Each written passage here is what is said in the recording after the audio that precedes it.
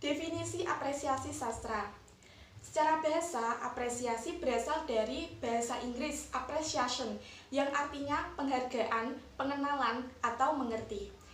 Sedangkan secara istilah apresiasi mengandung makna pengenalan melalui perasaan atau kepekaan batin dan pengakuan terhadap nilai-nilai keindahan yang diungkapkan oleh pengarang. Sedangkan sastra adalah hasil kegiatan kreatif manusia dalam mengungkapkan penghayatannya terhadap kehidupan dan dunia dengan menggunakan bahasa. Dari pengertian tadi dapat disimpulkan bahwa apresiasi sastra adalah kegiatan menghayati karya sastra dengan sungguh-sungguh.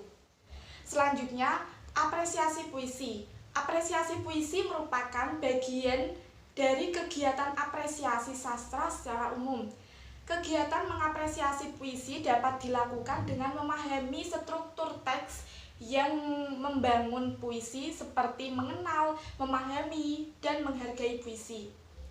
Selanjutnya, mengapresiasi karya sastra pada tingkat MI atau SD merupakan upaya pengenalan pada peserta didik untuk lebih menghargai karya sastra, terutama apresiasi puisi.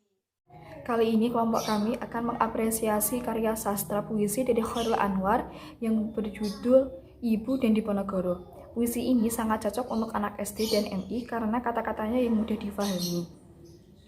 Dan makna-makna yang terkandung dalamnya mengandung pembelajaran-pembelajaran yang cocok untuk anak SD dan MI. Puisi yang pertama yaitu puisi Ibu. Puisi ini bertemakan tentang kasih sayang seorang ibu kepada anaknya. Puisi ini menggambarkan perjuangan, pengorbanan, dan doa seorang ibu kepada anaknya. Puisi ini ditulis oleh Chairul Anwar berdasarkan dari pengalaman pribadinya. Dan yang kedua adalah puisi Diponegoro. Puisi Diponegoro ini ditulis oleh Chairul Anwar dan menggambarkan bagaimana semangat juang rakyat Indonesia pada melawan penjajah pada masa itu untuk memperjuangkan kemerdekaan Indonesia. Menggambarkan perasaan semangat perang yang berkobar. Nah, dalam puisi ini diceritakan Pangeran Diponegoro begitu bergairah dan bersemangat dalam usaha membela bangsanya.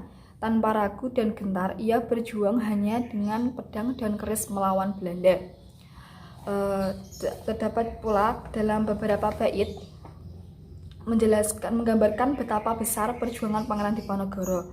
Walaupun tidak didukung oleh kekuatan militer yang terlatih, namun hanya dengan semangat nasionalis, semangat juang, ia dan pasukan rakyatnya tak gentar melawan musuh. Puisi ini juga menggambarkan sosok Pangeran Diponegoro adalah patriot bangsa yang pantas untuk diteladani.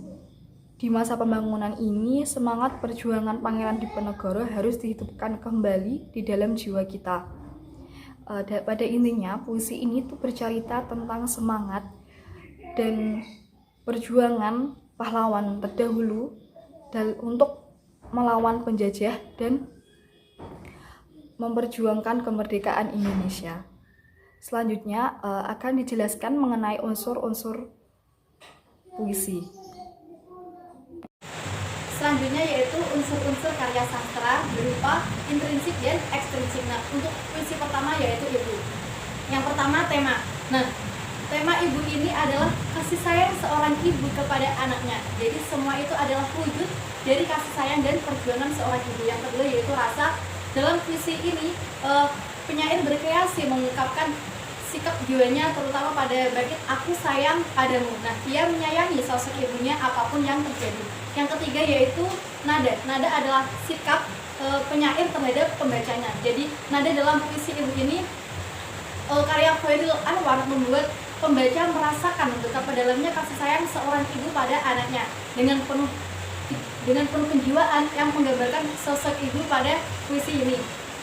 Yang keempat yaitu amanat. Jadi dalam puisi ini dapat disimpulkan bahwa seorang ibu yang tegar terus berjuang pantang mundur meskipun rintangan menghadang demi anaknya. Yang kedua, seorang anak yang sayang pada ibunya dan berharap bisa membalas jasa ibunya. Yang ketiga yaitu seseorang yang semangat dan berhasil tidak lepas dari peran dan doa seorang ibu. Selanjutnya yaitu yang ekstrinsik berupa yang pertama diksi. Diksi merupakan pemilihan kata yang tepat, padat dalam penyampaian suatu maksud. Dalam puisi ibu ini, diksi yang dipakai menggambarkan rasa hormat kepada ibu dan menunjukkan perasaan yang dalam karena menggunakan kata-kata yang mendalam sehingga mampu menyentuh hati pendengar dan pembaca puisi ini. Kedua yaitu imaji atau citraan. Nah, imaji merupakan susunan kata yang dapat mengungkapkan pengalaman sensoris di mana pembaca seolah-olah dapat melihat, mendengar, merasakan seperti apa yang dilihat, didengar, dan dirasakan oleh penyair secara imajinatif. Jadi dalam puisi ini terdapat imaji atau perasaan seperti dalam sajak setiap kali aku tersilap sampai dia kata bersyukurlah pada Tuhan. Nah, yang ketiga yaitu kata konkret. Maksudnya penggunaan kata-kata yang tepat atau bermakna dinotasi oleh penyair. Puisi ibu ini tidak terlalu memuat kata-kata kiasan atau majas yang berlebihan. Jadi penggunaan kata konkret pada puisi ini memiliki porsi yang banyak sehingga dapat membuat orang awam akan memahami puisi ini dengan mudah. Yang keempat, majas. Nah, majas adalah cara penyair menjelaskan pikirannya melalui gaya bahasa yang indah. Nah, dalam puisi ini tata bahasa dan penekanan. Dan penyair ini menulis dengan bahasa yang gaya bahasa dan indah dan dapat dirasakan bagi pembaca sehingga puisi tersebut dapat tersampaikan. Selanjutnya yaitu rima dan ritme. Nah, rima adalah pengulangan bunyi dalam puisi ini yang membentuk musikalisasi sehingga puisi menjadi menarik untuk dibaca. Nah, rima dalam puisi ini adalah dengan kata ibu dan penekanannya juga pada kata ibu. Sedangkan ritme adalah pertentangan bunyi. Ritme di sini tergantung pada si pembaca yang menjiwai puisi ini. Selanjutnya yaitu tipografi. Nah, tipografi ini merupakan bentuk visual yang bisa memberi makna tambahan. Jadi dalam puisi ibu ini, Khairil Anwar adalah berbentuk lurus ke bawah, tertata rapi dan tidak berlebihan. Ulangan bunyi dalam puisi ini yang membentuk musikalisasi sehingga puisi menjadi menarik untuk dibaca. Nah, rima dalam puisi ini adalah dengan kata ibu dan penekanannya juga pada kata ibu. Sedangkan ritme adalah pertentangan bunyi. Ritme di sini tergantung pada si pembaca yang menjiwai puisi ini. Selanjutnya yaitu tipografi. Nah, tipografi ini merupakan bentuk visual yang bisa memberi makna tambahan. Jadi dalam puisi ibu ini, Khairil Anwar adalah berbentuk lurus ke bawah, tertata rapi dan tidak berlebihan. Selanjutnya yaitu puisi yang kedua, unsur intrinsik yang pertama, tema yaitu puisi Diponegoro adalah patriotisme atau kebangsaan atau kepahlawanan. Penyair ini menggambarkan perjuangan seorang Diponegoro yang bersemangat dalam memperjuangkan kemerdekaan negara, mencurahkan segenap jiwa dan raga dan semangat yang membara. Nah, setelah membaca puisi ini dapat menumbuhkan minat semangat pembaca. Yang kedua yaitu perasaan. Dalam puisi ini Diponegoro adalah semangat yang membara akan perjuangan seorang Diponegoro dan Khairil Anwar ini sangat mengagumi pahlawan tersebut. Selanjutnya yaitu nada dan suasana. Nah, nada revolusioner dan semangat hendak diungkapkan oleh Khairil Anwar dan itu berhasil pada semua bait, terlebih pada bait maju, serbu, terang, terjang. Jadi maksudnya itu semangat untuk berjuang dalam perang. Selanjutnya yaitu amanat atau pesan. Dalam puisi ini pada bait di masa pembangunan ini, nah hendaknya kita itu mencontoh sifat patriotik beliau yang berjuang demi kemerdekaan negara tanpa pamrih. Dan kita juga harus selalu semangat dan berjuang sekuat tenaga demi apa yang ingin kita raih dengan jalan yang baik pula. Selanjutnya akan disampaikan oleh Mbak Lola. Selanjutnya, unsur ekstrinsik puisi Diponegoro. Yang pertama, tipografi. Dalam puisi Diponegoro karya Khairil Anwar ini menggunakan tipografi teratur dengan baris dan bait yang tidak sama dan penulisannya rata kiri semua. Yang kedua, diksi atau pemilihan kata. Diksi yang dipilih dalam puisi Diponegoro benar-benar singkat, padat, dan penuh makna. Yang ketiga, pengimajian atau pencitraan. Pengimajian dapat dibedakan menjadi tiga: imaji auditif, imaji visual, dan imaji taktil. Imaji yang digunakan dalam puisi Diponegoro ini imaji taktil. Dalam kata di masa pembangunan ini Tuhan hidup kembali. Kalimat tersebut apabila dibaca kapan saja akan relevan dan kita akan merasakan untuk ikut membangun peradaban bangsa. Yang keempat, kata konkret. Kata konkret ini merupakan syarat atau sebab terjadinya pengimajian.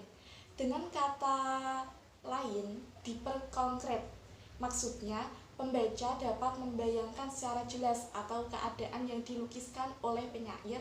Untuk membayangkan semangat Diponegoro, Chairil Anwar menggunakan kata maju, serbu, serang, terjang. Unsur ekstrinsik selanjutnya adalah bahasa kiasan. Bahasa kiasan itu ada dua, metafora dan personifikasi. Metafora berarti membandingkan tanpa ada kata pembanding. Contohnya pada kalimat dan bara kagum menjadi api. Pada kalimat tersebut seakan-akan membandingkan, tetapi tidak ada kata pembanding. Jika dikasih kata pembanding menjadi bagaikan dan bara kagum menjadi api. Yang kedua, personifikasi, berarti memberi sifat benda hidup kepada benda mati. Contoh, bara kagum menjadi api. Kata kagum biasanya merupakan sifat manusia, tetapi di dalam puisi digunakan untuk bara. Yang keenam, bahasa retorik. Bahasa retorik itu ada dua. Yang pertama, repetisi. Repetisi merupakan pengulangan untuk mempertegas kata. Contoh, pada kalimat maju diulang beberapa kali dalam puisi Diponegoro. Yang kedua, hiperbola. Berarti melebih-lebihkan sesuatu hal. Contohnya, dan bara kagum menjadi api. Yang kedua, tidak gentar lawan banyaknya 100 kali.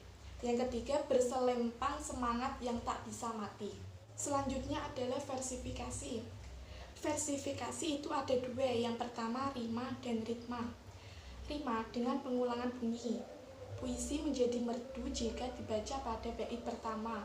Bunyi yang cukup dominan adalah huruf terakhirnya I. Contoh, di masa pembangunan ini, Tuan hidup kembali, dan bara kagum menjadi api. Yang kedua, ritma. Ritma yaitu pemotongan frasa-frasa yang diulang pemotongan frasa dalam puisi Diponegoro tiap baris.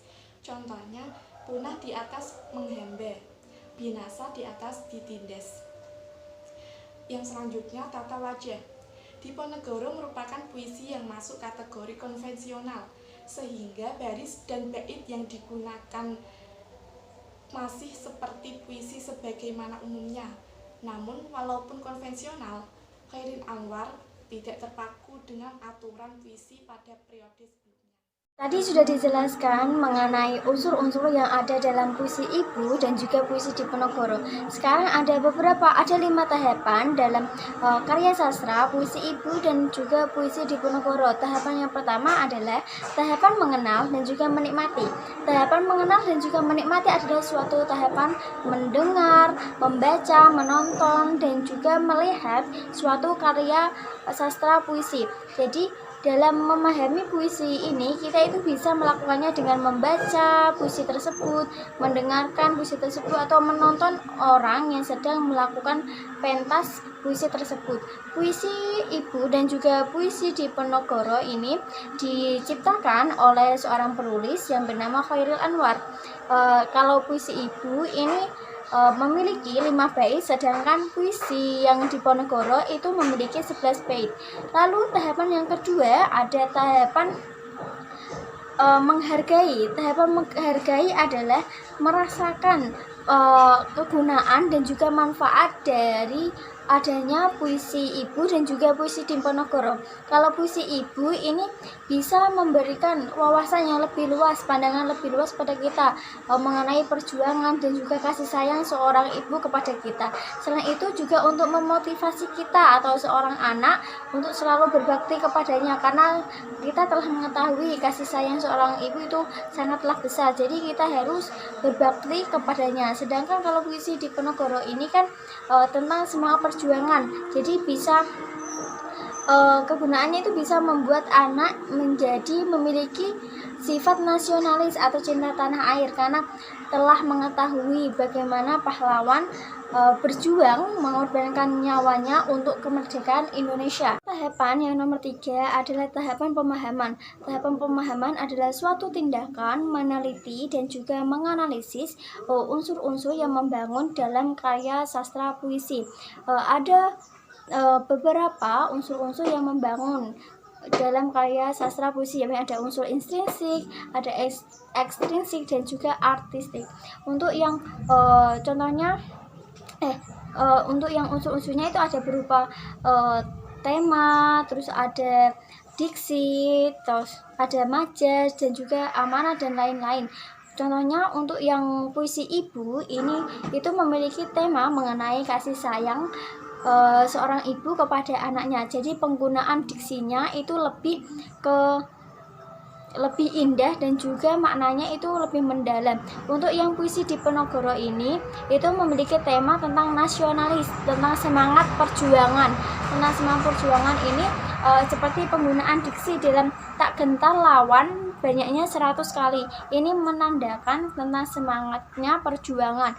Untuk bisa mengetahui makna-makna puisi tersebut bisa dilakukan dengan cara membaca, mendengar, dan juga menonton puisi.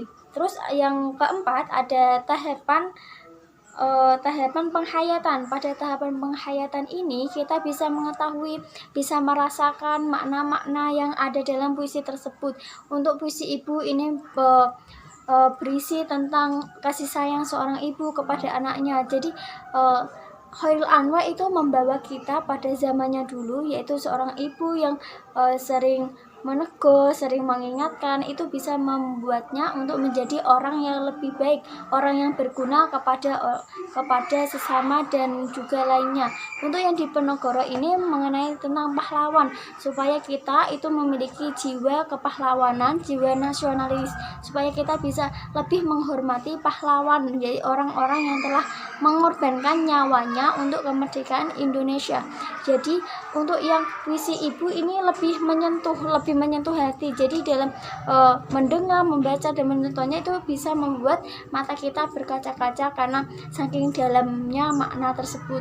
Untuk yang terakhir adalah tahapan aplikasi. Tahapan aplikasi ini kita bisa menerapkan nilai-nilai yang terkandung dalam puisi tersebut, yakni dalam puisi ibu yang menceritakan tentang kasih sayang. Jadi bisa memberikan sebuah pelajaran supaya anak itu bisa berbakti kepada orang tuanya, khususnya kepada ibu. Jadi jika di rumah dia bisa membantu orang tuanya. Untuk yang Diponegoro ini itu untuk menumbuhkan jiwa nasionalisme, jiwa cinta tanah air kita kepada Indonesia, supaya kita itu lebih bisa toleransi kepada sesama kita, karena sulitnya menyatukan kita dulu itu harus dengan mengorbankan nyawa untuk memerdekakan bangsa Indonesia. Jadi kita harus menghormati apa yang telah dilakukan oleh pahlawan-pahlawan kita dahulu, seperti itu. Terima kasih. Baik, di sini saya akan menjelaskan tentang perencanaan pertunjukan puisi dari kelompok kami. Dalam suatu pertunjukan karya sastra perlu adanya perencanaan agar suatu karya sastra tersebut bisa berjalan dengan baik dan benar. Kelompok kami mengambil puisi yang berjudul Ibu dari Chairil Anwar. Nah, dalam perencanaan kelompok kami, ada beberapa tahap yang akan kami pertunjukkan nanti. Yang pertama yaitu tahap persiapan. Di dalam tahap ini, kami mementaskan karya sastra dengan memilih jenis puisi yang akan dijadikan materi dari apresiasi sastra kami. Kami memilih Ibu karya Chairil Anwar yang dipentaskan dengan durasi waktu kurang lebih sekitar 10 menit dan menggunakan kostum kebaya dengan bawahan batik atau jari. Yang tahap kedua yaitu tahap pelaksanaan. Di dalam tahap ini ada beberapa tahapan lagi. Ada 3 tahapan lagi. Yang pertama yaitu sebelum mementaskan puisi Ibu dari Khairil Anwar, kami akan menyanyikan lagu untuk Mama. Yang kedua, menyajikan puisi yang berjudul Ibu dengan posisi berdiri menggunakan baju kebaya dengan bawahan batik atau jari. Yang ketiga yaitu membacakan puisi dengan setiap orang membaca 1 bait 1 puisi. 1 bait pertama akan dibawakan oleh Mbak Husnul Inayah, sedangkan bait kedua akan dibawakan oleh Mbak Lailatul Rifkiani, sedangkan bait ketiga akan dibawakan oleh Mbak Roihanatul Maulida. Yang keempat akan dibawakan oleh Mbak Siti Nur Elisa Lusiana, sedangkan bait kelima akan dibawakan oleh Mbak Laila Sitatun Nikmah. Sedangkan perencanaan puisi kami yang kedua yaitu puisi yang berjudul Diponegoro karya Khairil Anwar, ada 2 tahap perencanaan juga. Yang pertama yaitu tahap persiapan. Kami mementaskan karya sastra dengan memilih jenis puisi yang akan dijadikan materi apresiasi sastra dari kelompok kami.